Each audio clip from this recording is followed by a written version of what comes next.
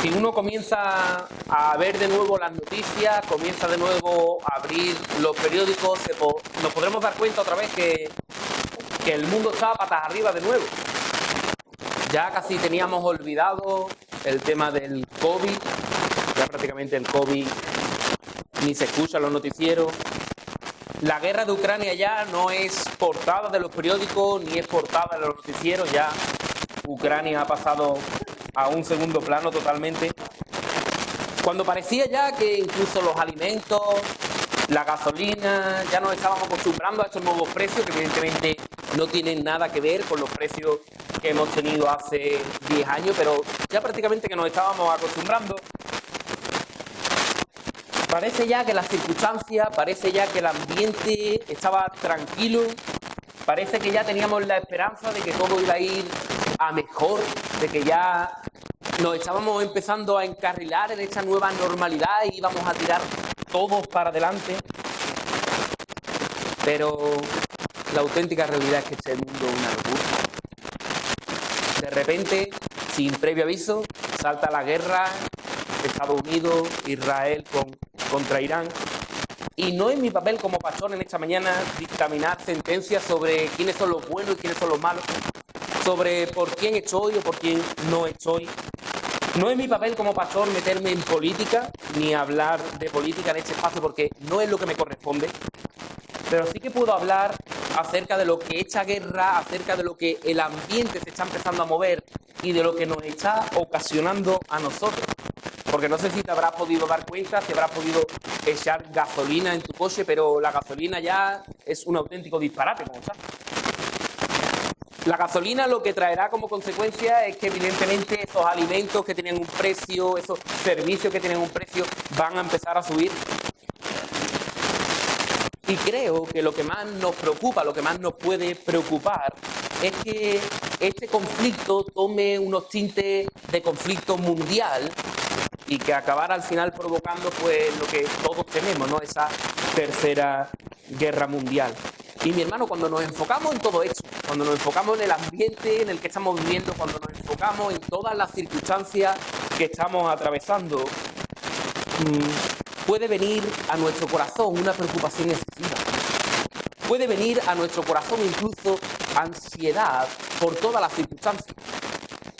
Porque incluso hay aquí ciertas personas que no solo ya es el panorama global, las circunstancias globales, sino que a todo eso le podemos añadir problemas del paro, problemas familiares, enfermedades. Es decir, no solo ya tenemos un panorama político, mundial, tenso, sino que a lo mejor también muchas de las personas que nos podemos encontrar aquí podemos tener otras tensiones, además de las que estoy hablando.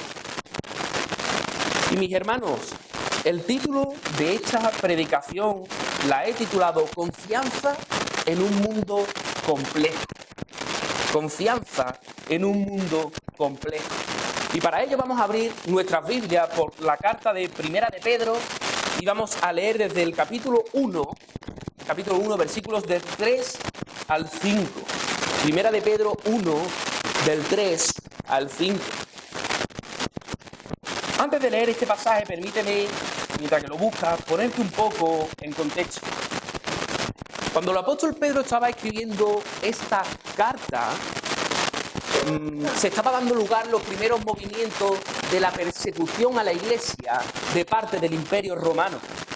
No sé si conocéis al emperador Nerón, pero aparte de ser famoso de muchas cosas, fue famoso por las persecuciones en contra de los cristianos, por iniciar la persecución en contra de los cristianos. Este emperador fue terrible para los cristianos.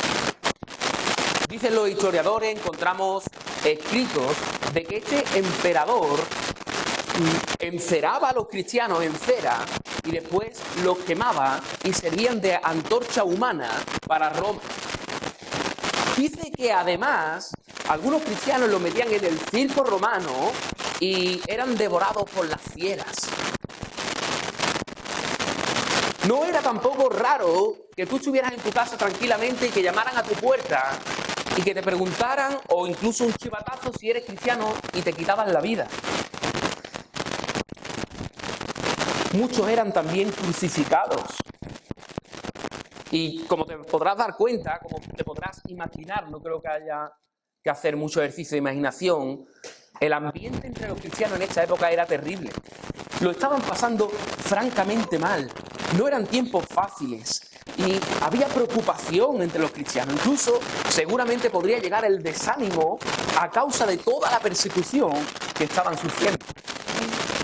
Entonces, en este momento en el que el apóstol Pedro escribe estas palabras que vamos a leer con la intención de animar a los creyentes, con la intención de que el creyente se pueda animar descansando en las verdades del Señor que vamos a ver en esta mañana. Y siento de parte del Señor que estas palabras que animaron en un momento a un grupo de cristianos del siglo I nos puedan, por medio del Espíritu Santo, animar a personas que están pasándolo mal. Ya sea por circunstancias familiares, ya sea por circunstancias a lo mejor de que este ambiente le está ocasionando miedo, ya sea por lo que sea, el Señor por medio de esta palabra nos quiere traer verdades que animen, que consuelen nuestro corazón. Y vamos a leer sin más dilación el texto en 1 de Pedro 1, del 3 al 5. Y dice la Escritura: bendito el Dios y Padre de nuestro Señor Jesucristo, que según su gran misericordia y por la resurrección de Jesucristo de los muertos, nos hizo renacer a una esperanza viva, a una herencia incorruptible, inmaculada e imperecedera.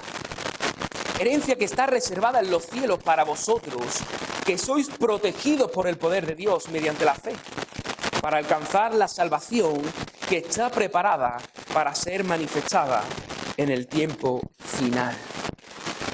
Y lo primero que hace el apóstol Pedro, y es el primer punto de esta predicación, es hablarles del regalo de la salvación. La expresión, mi hermano, que encontramos al principio del texto, bendito el Dios y Padre de nuestro Señor Jesucristo, significa literalmente en el original, alabado sea. Es decir, decir algo bueno sobre alguien. En este caso, decir algo bueno sobre Dios.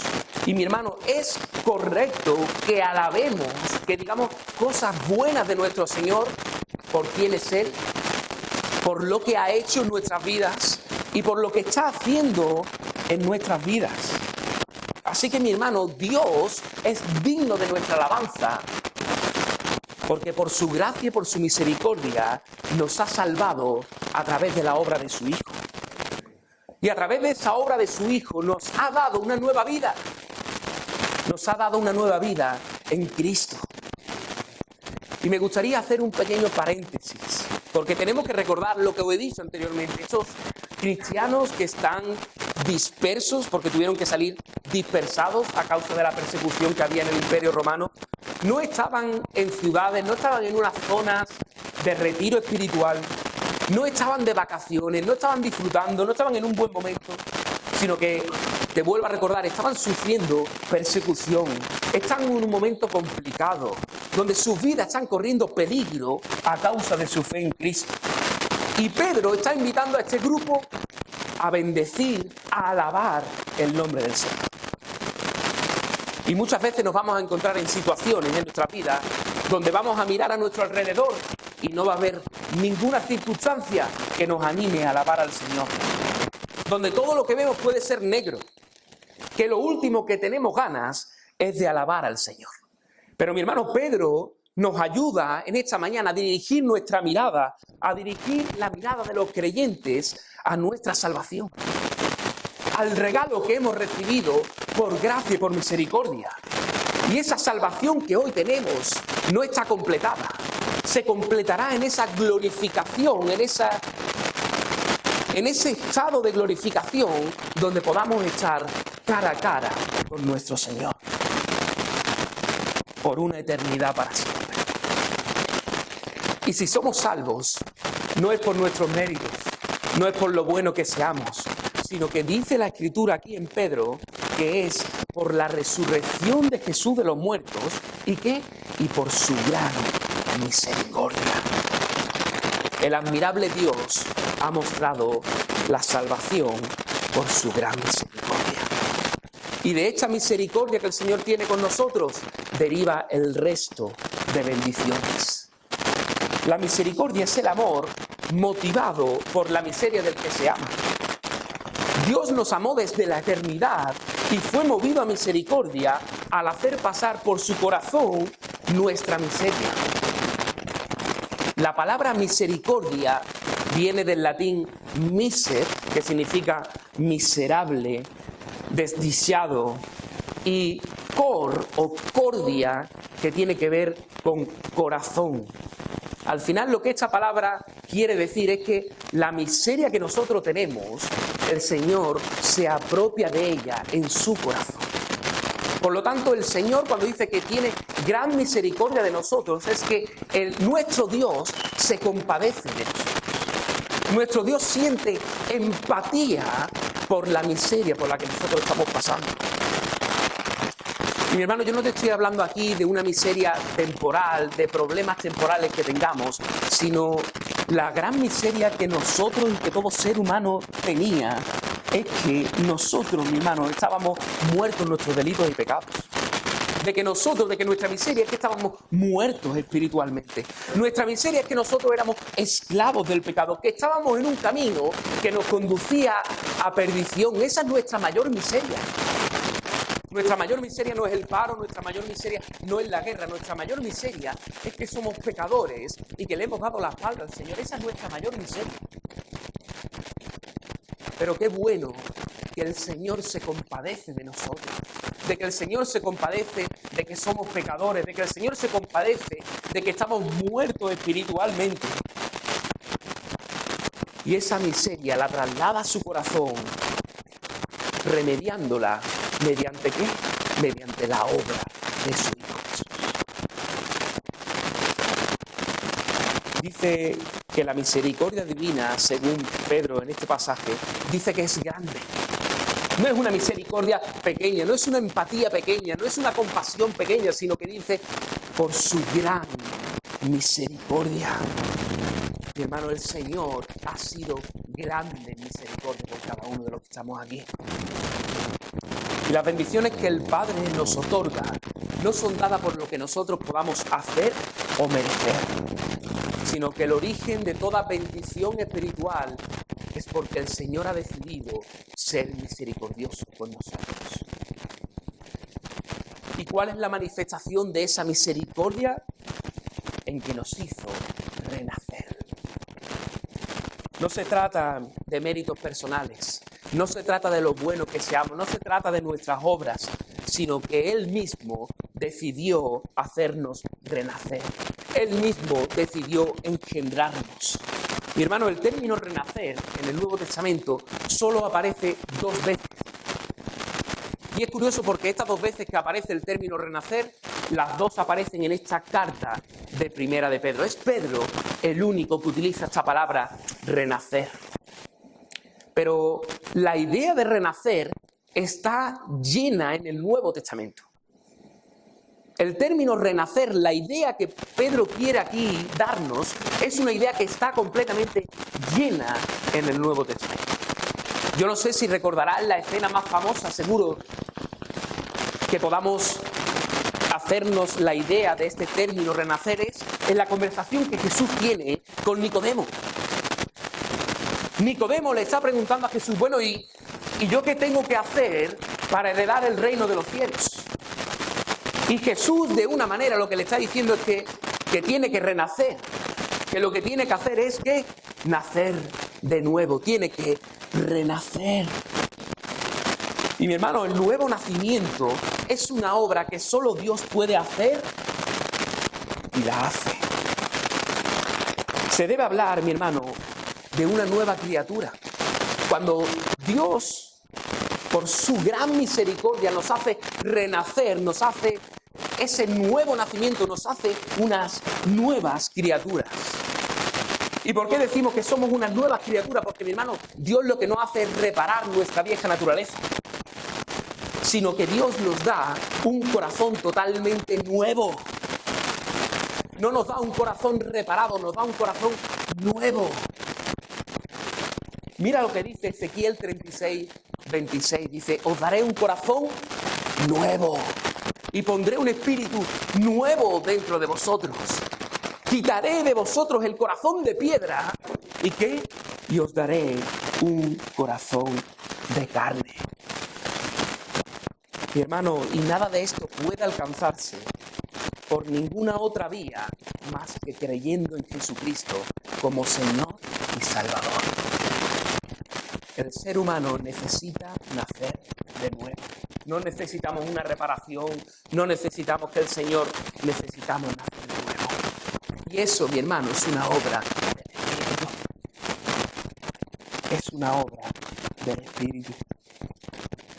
Y Pedro continúa declarando que los resultados de nacer de nuevo, los resultados de esta regeneración en los creyentes, es recibir una esperanza viva. Mi hermano, el mundo únicamente conoce esperanzas muertas o vacías. Las personas continuamente nos estamos aferrando, intentando depositar nuestra confianza ¿en qué? ¿En el dinero? ¿En los bienes materiales? ¿En una casa? ¿En un coche? ¿En nuestros hijos? ¿En nuestra pareja? ¿En la familia? ¿En el sexo? ¿En el alcohol? ¿En las drogas? ¿En los políticos? ¿En la paz mundial? Pero tarde o temprano te das cuenta que aquello en lo que has depositado tu confianza no termina de convencerte. No termina de llenarte. ¿Y sabes qué? Que te acaba decepcionando. Y el ser humano, en vez de conducir de nuevo su mirada a Dios, ¿tú sabes lo que hace? Buscar otra esperanza en este mundo. Y así estamos continuamente los seres humanos, buscando esperanza en sitios donde la esperanza dura un tiempo muy pequeño, un corto espacio. Pero somos tan torpes que cuando esa esperanza nos falla, en vez de mirar arriba al cielo, buscamos en las cosas terrenales otras. Y así están los seres humanos. Y así hemos estado nosotros, mis hermanos, continuamente buscando aquella esperanza que nos llene el corazón. Y no hay nada en este mundo, nada creado en este mundo que pueda satisfacer y pueda llenar ese vacío que tú y yo tenemos. No hay una esperanza creada aquí en la tierra que pueda llenar nuestro corazón. Pero qué bueno, mi hermano, que los creyentes tenemos una esperanza viva y eterna. Y se trata de una esperanza que el mismo apóstol Pedro describe de la siguiente manera. Pero nosotros esperamos, según sus promesas, ¿qué? Cielos nuevos y tierras nuevas en las cuales habita la justicia. Esa es la esperanza del creyente, mi hermano. Un cielo nuevo y una tierra nueva donde reine el Rey de Reyes, Señor de Señores. Donde reine la justicia por siempre y para siempre. Mi hermano, al morir la esperanza del creyente se hace realidad cuando entra en la gloriosa presencia de Dios. Y nuestra esperanza, porque el término esperanza la hemos utilizado aquí en el siglo XXI, en este mundo occidental, como algo que nos gustaría, como algo que anhelamos. Yo tengo la esperanza de que mi equipo de fútbol, yo tengo la esperanza que, yo tengo la esperanza. Pero cuando aquí Pedro habla de esperanza, está hablando de seguridad, está hablando de una certeza, de una expectativa real. ¿Y sabéis por qué podemos saber que nuestra esperanza es una esperanza que se basa en algo real? Porque nuestra esperanza se basa en la roca. Nuestra esperanza se basa en Cristo. Mi hermano, mira lo que Jesús mismo le dijo a Marta antes de resucitar a su hermano Lázaro. Dice, yo soy la resurrección y la vida. El que cree en mí, aunque esté muerto, vivirá. Y todo aquel que vive y cree en mí, no morirá eternamente. Hermano, por eso tenemos esa esperanza, porque nuestro aval, por decirlo de alguna manera, es Cristo. La resurrección de Jesús es indispensable para la salvación nuestra. Si Él no hubiese resucitado, si Jesús no hubiese resucitado de los muertos, nuestra fe no tendría fundamento. Si Jesús no hubiese resucitado, no hubiera sentido de que yo estuviera aquí predicando. Mira lo que dice 1 Corintios 15:14. Y si Cristo no resucitó, de nada sirve nuestra predicación y vuestra fe tampoco sirve para nada. Pero mira la esperanza que tenemos debido a la resurrección de Cristo. Dice, pero ahora Cristo ha resucitado de los muertos, como primicia de los que murieron. Porque así como la muerte vino por un hombre, también por un hombre vino la resurrección de los muertos. Pues del mismo modo que en Adán todos mueren, también en Cristo todos serán vivificados. Por lo tanto, debido a la resurrección de Jesús, también nosotros tenemos la esperanza de nuestra propia resurrección. Mi hermano, la muerte para el creyente no es el fin. Porque como Dios levantó a Cristo de los muertos, algún día Dios nos va a levantar a nosotros también. Podemos tener la esperanza, podemos estar seguros de que nosotros le seguiremos en la resurrección. Y esa es la esperanza que este mundo y nadie de este mundo nos puede quitar. Esa esperanza no se puede extinguir, porque nuestro aval es Cristo. Pedro sigue desarrollando esta idea. Y desarrollando esta idea llegamos al segundo punto de esta predicación, que la he titulado La seguridad de la herencia. La seguridad de la herencia. Porque, mi hermano, el Evangelio, por medio de Cristo, nos lleva de la situación de esclavos del pecado a la situación de ser hijos de Dios. Y por tanto, en esa situación nueva, en esa nueva vida que tengo en Cristo, en esa nueva posición de hijo de Dios por medio de la obra de Cristo, yo ahora soy también como hijo heredero de Dios. Fijaros cómo lo dice el apóstol Pablo en Gálatas 4:7. Así que ya no eres esclavo, dice, sino hijo. Y si hijo, también heredero de Dios. ¿Por medio de quién? De Cristo. Y la clave en este pasaje es la herencia. ¿Qué es la herencia? Es una riqueza transmitida, es un legado que alguien recibe, pero como miembro de una familia. El concepto herencia tuvo su origen en el Antiguo Testamento, cuando el pueblo de Israel dice que Dios le promete la herencia. Dios le promete una herencia, y la herencia que le promete es esa tierra prometida de Canaán. Cada tribu, exceptuando la tribu de Leví, fue por Dios mismo. Dios le prometió a todas las tribus de Israel, menos al Leví, una porción de la tierra prometida, que era Canaán, esa parte de la herencia. Y Pedro le dijo a sus lectores, Pedro le está diciendo a sus lectores, que así como Israel recibió esa herencia terrenal, esa tierra de Canaán, así la iglesia recibe esa herencia espiritual, no aquí en la tierra, sino en el cielo. Las palabras de Pedro recuerdan la exhortación de Pablo a los colosenses para que nuestra mirada pueda estar puesta en esa herencia que el Señor nos promete. Dice Colosenses 3, del 1 al 2, así pues, si habéis resucitado con Cristo, ¿qué dice? Buscad las cosas de arriba, donde está Cristo sentado a la derecha de Dios. Poned la mira en las cosas del cielo, no en las de la tierra.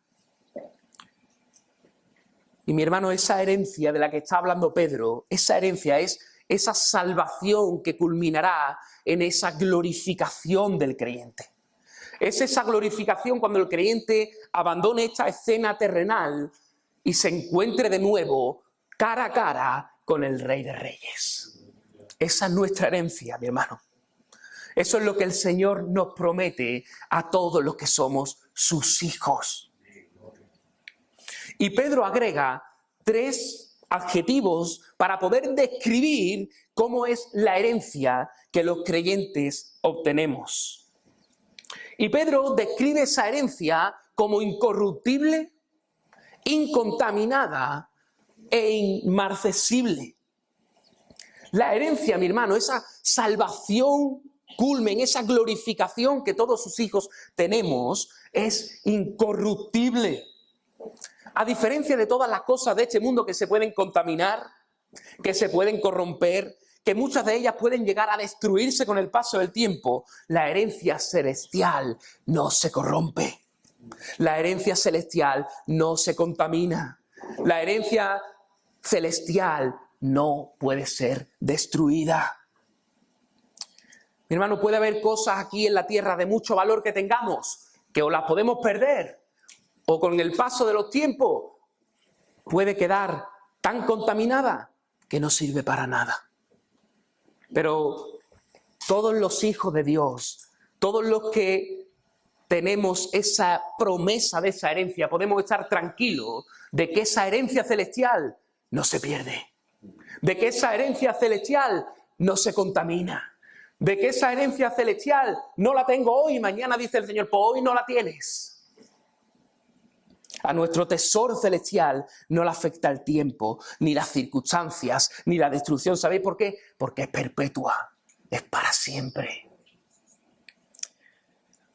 El segundo adjetivo que utiliza Pedro es incontaminada, que literalmente en el original significa sin defecto, sin mancha.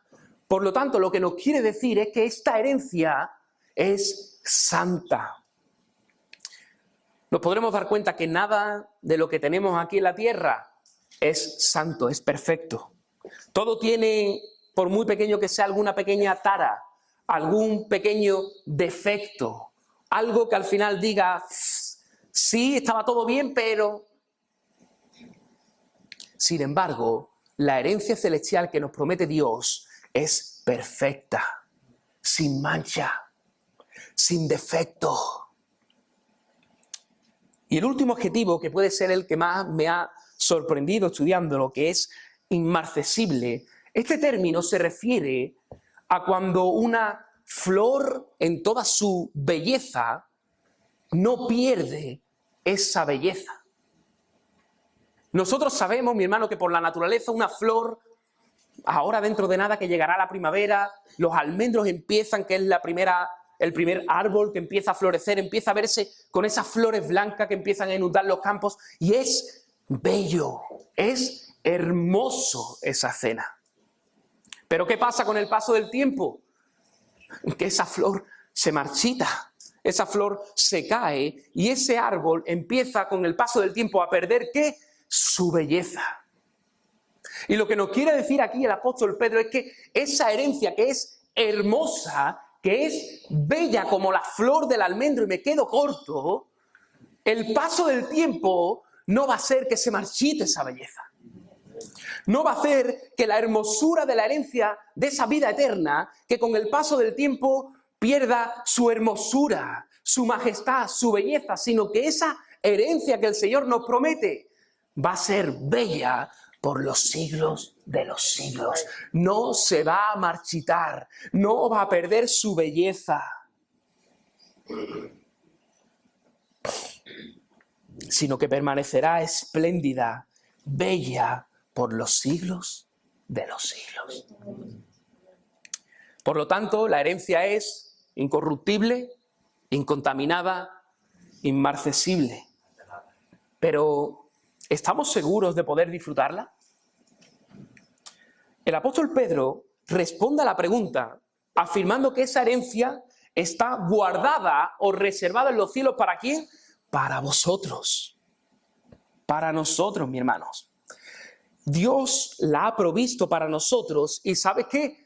Que guarda esa herencia celosamente para nosotros. El participio, mi hermano, ese verbo de guardar que encontramos en el pasaje es un participio pasivo. Lo que significa es que nuestro Dios está continuamente vigilando esa herencia para nosotros. Por lo tanto, no solo que esa herencia no cambia, no solo que esa herencia es incorruptible, incontaminada, inmarcesible, sino que esa herencia nadie la saquea, nadie nos la puede robar. Y es precisamente lo que nuestro Señor quiso decir cuando en Mateo 6, del 19 al 20, dice estas palabras. No os hagáis tesoros en la tierra, ¿donde qué? donde la polilla y el óxido destruyen, y donde los ladrones entran y hurtan, sino haceos tesoros en el cielo, donde ni la polilla ni el óxido destruyen, y donde los ladrones no entran y hurtan. ¿Por qué, mi hermano? Porque el Señor está cuidando esa herencia para nosotros. Y por eso, por lo que no hay ladrón, no hay óxido que pueda destruir o contaminar esa herencia nuestra. Los cielos es el lugar más seguro del universo.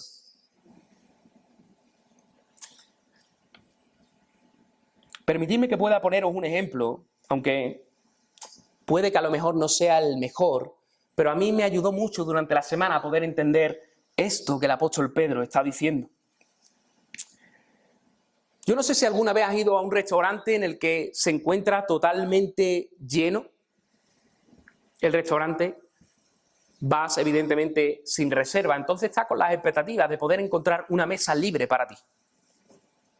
Y te encuentras que llegas y están todas las mesas ocupadas, pero de repente encuentras una mesa vacía, una mesa donde no hay nadie sentado. Y ya tú empiezas a tener esa esperanza de que vas a ser súper afortunado y de que esa mesa va a ser para ti. Y le preguntas al camarero con la esperanza de que el camarero te diga, siéntate, no está libre. Pero de repente el camarero, con una señal negativa, te señala a un cartelito en la mesa donde pone reservada. Reservada. En este ejemplo, la herencia es simplemente una mesa. La herencia es simplemente comer en una mesa de un restaurante donde esa reserva, donde esa herencia la está guardando ¿quién? Un camarero. Un camarero está guardando la mesa para aquella persona que con anterioridad ha llamado y ha reservado esa mesa. Esa es la herencia de la persona que tiene que venir. Pero en este caso, lo que habla el apóstol Pedro es que nuestra herencia no es la mesa de un restaurante. La herencia que tú y yo tenemos, mi hermano, es la vida eterna. Y esa herencia, esa mesa del ejemplo que la guardaba un camarero, a nosotros esa herencia, esa vida eterna no la está guardando un camarero. ¿Tú sabes quién nos está guardando la mesa de la vida eterna? Dios mismo nos está guardando la mesa, mi hermano. Dios mismo nos está guardando esa mesa destinada para sus hijos. Y esa es la buena noticia. Y esa es el mensaje que nos tiene que hacer traer gozo a nuestro corazón, mi hermano, que esa mesa, dice la Escritura, dice el apóstol Pedro, que está guardada, que está reservada para nosotros. Esa reserva es para todos los que han creído en Cristo como Señor y Salvador de su vida. Así que si tú hoy te encuentras aquí y tú eres su hijo, tú eres hijo de Dios, tú eres una persona que ha decidido rendirse por completo a Jesús. Si tú eres una persona que ha rendido todo y has aceptado al Señor, has aceptado a Jesús como Señor y Salvador de tu vida, déjame decirte que esa reserva lleva tu nombre. Esa reserva lleva tu nombre y tu apellido. ¿Y sabes qué? Que esa reserva te la está guardando el Señor para ti y para mí. Siento decir que esta herencia, que esta reserva no es para todos. Es única y exclusivamente para sus hijos. Es para todos aquellos que han rendido sus vidas al Señor. Es para todos aquellos que se han arrepentido de sus pecados y han creído en el mensaje glorioso del Evangelio.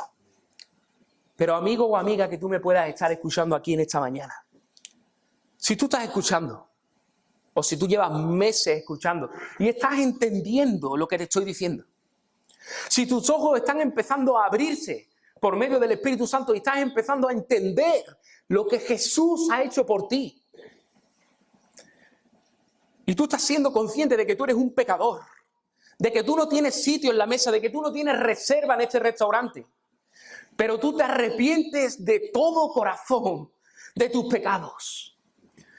Y si tú, además de arrepentirte, decides rendirte por completo al Rey, decides entregar tu vida por completo a Jesús, si tú depositas tu confianza en Jesús como Señor y Salvador de tu vida, te puedo asegurar que por los méritos de Cristo, no por tus méritos, sino por los méritos de Cristo, el Señor escribe tu nombre hoy con la reserva. Tú no tienes que esperar ahí afuera a hacer buenas obras. Tú solo tienes que creer en el Señor como Señor y Salvador de tu vida. Es lo único que tenemos que hacer. Creer en Jesús como Señor y Salvador de tu vida. Y ese creer, ese rendir nuestra voluntad, va a cambiar tu vida por completo.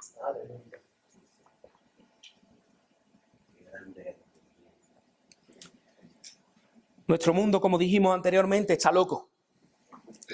Y si nos enfocamos mucho en las circunstancias que nos rodeamos, podemos llegar a angustiarnos, podemos llegar a la ansiedad, podemos llegar incluso a la depresión. Pero mi hermano, nuestra esperanza no puede estar en nuestros políticos, independientemente de las siglas y los colores que tengan. Nuestra esperanza no puede estar en la economía, nuestra esperanza no puede estar en la familia, nuestra esperanza no puede estar en nuestros hijos, nuestra esperanza no puede estar en nuestros ahorros, nuestra esperanza no puede estar en la paz. Nuestra esperanza, mi hermano, debe estar en esa herencia que tenemos reservada como hijos y que el Señor es el que nos la está guardando a ti y a mí. Esa es nuestra esperanza, de que algún día veremos al Señor cara a cara. Esa es nuestra herencia, que estaremos disfrutando una eternidad con nuestro Rey. Esa es la herencia que tú y yo tenemos. Y esa es la herencia en la que nos tenemos que agarrar. Esa es nuestra esperanza. Mi hermano, hemos puesto el ejemplo de la persona que llega y no tiene reserva. Qué triste. Pero mi hermano, qué gozo cuando llegamos a un restaurante que está lleno, pero tenemos reserva. Y esa reserva nos garantiza que aunque el restaurante esté lleno, yo tengo una mesa para comer ahí. Mi hermano, pero ¿sabes qué? Que ese gozo que nosotros sentimos por esa reserva de esa mesa no se puede comparar cuando empezamos a meditar en ese gozo de esa herencia que tenemos guardada en los cielos para ti y para mí. Si sentimos gozo cuando llegamos a un restaurante para comer y tenemos nuestro sitio guardado, cuánto más gozo el pensar, mi hermano, que el Señor nos está guardando un lugar en la mesa para ti y para mí en su reino. Mi hermano, eso tiene que alegrar nuestro corazón, eso tiene que hacer vibrar nuestro corazón, que ese sitio que está en la mesa tiene mi nombre y que el Señor mismo es el que está guardando ese sitio en la mesa para ti y para mí. Y puede estar lleno, pero el Señor tiene ese sitio para mí y para ti. Y cuando meditamos en estas verdades y cuando meditamos en esta herencia, dejamos de poner nuestra esperanza en las cosas terrenales y empezamos a mirar para arriba. Porque, mi hermano, el cristianismo no significa que dejemos de tener esperanzas terrenales y que no pongamos nuestra esperanza en nada. Ese es el sistema, ese también es un mensaje antisistema. Tú no confíes en nadie. Tú no pongas tu esperanza en nada ni en nadie. Tú no te puedes fiar de nadie. Mi hermano, el mensaje del Evangelio, el mensaje que estamos viendo en esta mañana es diferente. El mensaje de esta mañana lo que quiere decirte es que tú no pongas tu esperanza en las cosas terrenales, pero tú pon tu esperanza en el de arriba. Lo que el Señor nos quiere decir es que nuestro corazón no es ir quitando nuestras esperanzas terrenales y quedarnos vacíos, sino lo que el Señor quiere es vaciar nuestro corazón de las esperanzas terrenales para llenarla de esa esperanza viva que es Él. Es un mensaje totalmente diferente. ¿Y qué diferentes somos las personas cuando tenemos una esperanza segura? Cuando tenemos un lugar seguro, cuando tenemos un ancla firme, mi hermano. Porque podrán venir tormentas, claro que sí, que muevan y zarandeen nuestras vidas. Pero ¿sabes qué? Que pese a las tormentas, pese a los zarandeos, mi alma y mi vida está anclada en la roca. Está anclada en la roca. Mi hermano, hemos dicho que esa herencia está celosamente guardada por nuestro Rey, por el Señor, de modo que está asegurada en nuestra reserva, está asegurada en los cielos. Pero ¿sabéis qué? Que tenemos otra buena noticia, y es que el Señor también guarda a sus herederos, que el Señor también guarda a sus hijos. Y es el tercer punto y último de esta predicación, que la he titulado La seguridad del creyente. Dios se ha empeñado en que así sea. El apóstol afirma: a los que sois guardados. Dice la Escritura que sois protegidos por el poder de Dios mediante la fe. ¿Quiénes son protegidos? El propio versículo anterior define quién es el destinatario de esta protección, que sois vosotros, es decir, los hijos, sus hijos. Por lo tanto, mi hermano, el Señor no solo guarda la herencia, sino que el Señor también nos guarda a nosotros, a sus hijos, a los herederos. El verbo en griego, ese proteger, tiene el sentido de guardar, de custodiar, de modo que los creyentes somos guardados por Dios para que podamos disfrutar de esa herencia que también está guardada para nosotros. Este término guardar tiene un tinte militar. Se utilizaba militarmente cuando un ejército protegía a alguien de los peligros del exterior. Cuando tú querías poner a alguien a salvo de cualquier amenaza, esa protección que se le daba, se utilizaba ese término, ese proteger en el griego. Hermano, esto es una noticia tremenda, porque el apóstol Pedro nos dice que el Dios que tiene reservada nuestra herencia en los cielos es también quien protege a sus hijos aquí en la tierra. Dice la Escritura, en este mismo pasaje que hemos leído, que nos va a proteger mediante la fe hasta que llegue la salvación que se ha de revelar en los últimos tiempos.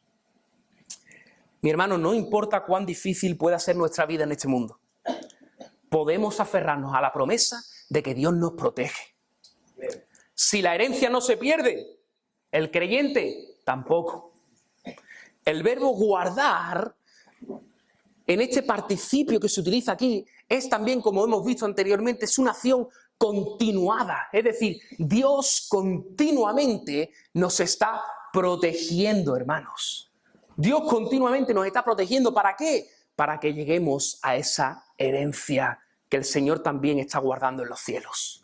Por lo tanto, mi hermano, el Señor nos dice la palabra que no solo guarda la herencia, sino que guarda al creyente. ¿Para qué? Para que llegue sano y salvo a esa herencia. Mi hermano, y existen momentos cuando vienen situaciones realmente duras a nuestras vidas, donde incluso esas circunstancias nos pueden hacer tambalear nuestra fe, nos hacen dudar. Puede haber circunstancias en la vida del creyente, mi hermano, que nos hagan dudar, que nos hagan tambalear en la fe. Pero ¿sabe qué? Que es en esos momentos, cuando nuestra fe está pasando por momentos difíciles, cuando no tenemos muchas fuerzas, ¿sabes qué? Que es en ese momento cuando Dios, con su poder, nos protege y nos sostiene. Y sostiene nuestra fe en esos momentos de dificultad. El Dios que nos regaló la fe salvadora también sostendrá y fortalecerá nuestra fe en medio del sufrimiento. ¿Hasta cuándo? Hasta que lleguemos a la herencia, mi hermano. El Señor nos va a guardar, el Señor nos va a proteger, el Señor va a sostener nuestra fe hasta que lleguemos a la herencia. Hablando con una persona esta semana o la semana pasada, me dijo que me admiraba mucho por cómo estaba fortalecido, por cómo estaba llevando toda la situación, que era muy fuerte. Y yo lo quiero decir aquí para que nadie piense eso, porque eso no es verdad. Estamos poniendo el foco en la persona incorrecta.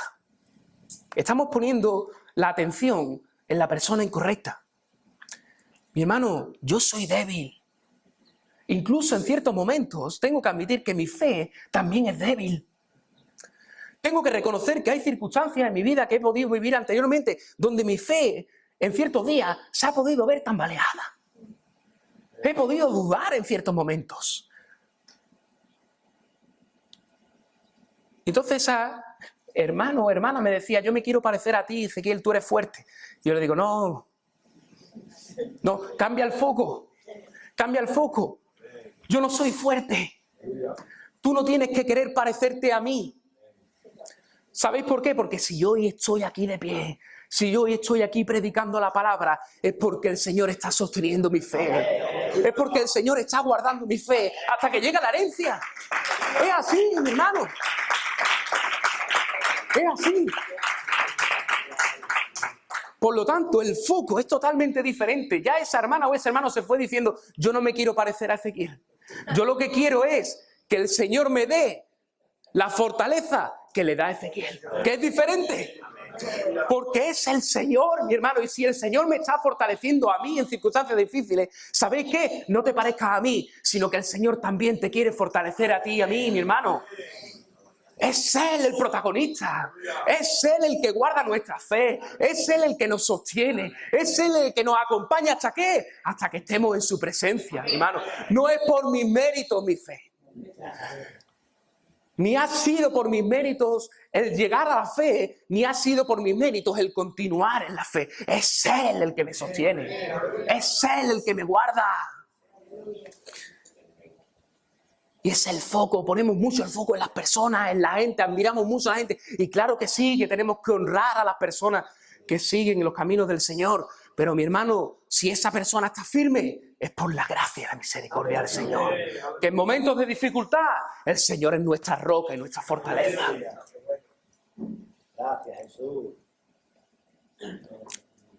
Volviendo al ejemplo que puse anteriormente. Ese restaurante con esa mesa que el Señor nos tiene guardado. ¿Sabéis qué, mi hermano? Que el Señor no actúa solo como ese camarero que nos guarda la mesa, sino que por lo que estamos viendo, el Señor mismo en el momento en el que lo aceptamos a Jesús como el Señor y Salvador, no solo nos escribe en la mesa reservado con tu nombre, sino que ¿sabes qué? Que te acompaña hasta el restaurante, mi hermano. De que te va a acompañar hasta llegar a la mesa. De que se va a meter en tu coche para llegar al restaurante y te va a decir, por aquí no, por aquí. No cojas por aquí, coge por allí. Y el Señor nos va a guiar, nos va a reconducir. ¿A dónde, mi hermano? A esa mesa del restaurante, a esa herencia que tenemos como sus hijos. Por lo tanto, lo que Pedro nos está queriendo decir aquí es que el Señor no solo nos guarda la mesa con nuestro nombre, sino que el Señor te va a acompañar hasta llegar a la mesa. Y te va a proteger de todos los peligros. ¿Para qué? Para que tu fe permanezca. Y yo siempre digo que el Señor nos protege de muchas cosas que podemos decir aquí, pero mi hermano, ¿cuántas cosas no sabremos y que el Señor nos protege y nos guarda? ¿Cuántas cosas habrá? La mesa reservada está asegurado, pero mi hermano, lo grandioso es que nuestras vidas, hasta llegar allí, también están siendo aseguradas. ¿Por qué? Porque estamos siendo guardados y protegidos por nuestro Dios. Mira lo que dice Filipenses 1:6, dice, estoy seguro de que Dios, que comenzó en vosotros la buena obra, la irá llevando a término hasta el día de Jesucristo. Es decir, el Señor que comenzó la buena obra, te va a llevar hasta la mesa, te va a llevar hasta el final, te va a llevar hasta esa herencia.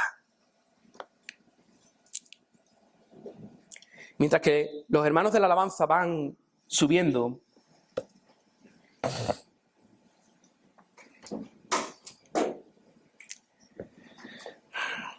Dios conoce, mi hermano, Dios conoce lo que amenaza nuestra fe.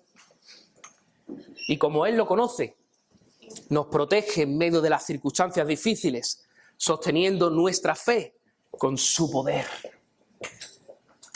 Para los cristianos, esto no quiere decir que los cristianos estemos exentos del sufrimiento. El sufrimiento aquí en la tierra es inevitable, pero Dios promete protegernos. Y yo no sé si tú recuerdas el contexto en el que Pedro escribe esta carta. Pedro estaba escribiendo a personas que necesitaban escuchar que el Señor los iba a guardar y los iba a proteger hasta el final, aún en medio de la persecución más severa. Recuerda que estos cristianos estaban siendo matados, torturados por su fe. Y Pedro lo que le está queriendo decir aquí es: mi hermano, sé que estás sufriendo, sé que lo estás pasando mal, pero ¿sabes qué? Que el Señor te tiene guardado la herencia. Por mucho sufrimiento que tú tengas aquí. ¿Y sabes qué? Que por mucho que tú sufras, por mucho que estés pasándolo mal, el Señor te va a guardar hasta que llegues a esa mesa, a esa esperanza. Gracias. Mi hermano, Dios nos protege en nuestro peregrinaje a casa. Y cuando somos conscientes de estas verdades, nuestros temores y ansiedades disminuyen. Nuestro orden de prioridades se reordena, poniendo las cosas del cielo en primer lugar. Pero sobre todo, aparte de todo lo que he dicho, nuestro corazón, mi hermano, se tiene que ensanchar. Nuestro corazón se tiene que llenar de alabanzas al Rey, porque Él no solo nos ha prometido una herencia, una esperanza viva, sino que Él ha prometido a su pueblo que Él nos va a guardar hasta el final. Y es en estos momentos donde nos tendríamos que unir a la voz del salmista y poder decir: alabar al Señor, porque Él es bueno, porque para siempre es su misericordia, mi hermano. Tenemos que alabar al Señor porque Él nos dio vida cuando estábamos muertos en nuestros delitos y pecados. Tenemos que alabar al Señor porque Dios tiene preparado una herencia indestructible que ya disfrutamos y que saboreamos aquí en la tierra. Porque lo que estamos experimentando aquí, el gozo que estamos experimentando aquí, es simplemente, como yo digo, esa tapita, ese saborear, ese experimentar lo que nos espera allá arriba con Él. ¿Y sabes qué? Que eso que nos espera allá arriba está reservado para nosotros. ¿Y sabes una cosa? Ni tú ni yo nos lo merecemos.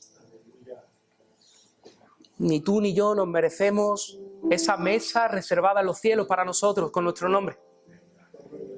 Pero tampoco nos merecemos que el Señor nos guarde y nos bendiga aquí. No nos lo merecemos. Pero como dice el apóstol Pedro, es su gran misericordia. Es por su gran misericordia, mi hermano. Y estas verdades tienen que animar nuestras vidas y nos tienen que llenar de gratitud. Y nuestras bocas no pueden callar. Y nuestras bocas tienen que empezar a alabar al Señor porque Él es bueno. Y porque grande, grande, excesivamente grande es su misericordia. Bendito sea el Señor.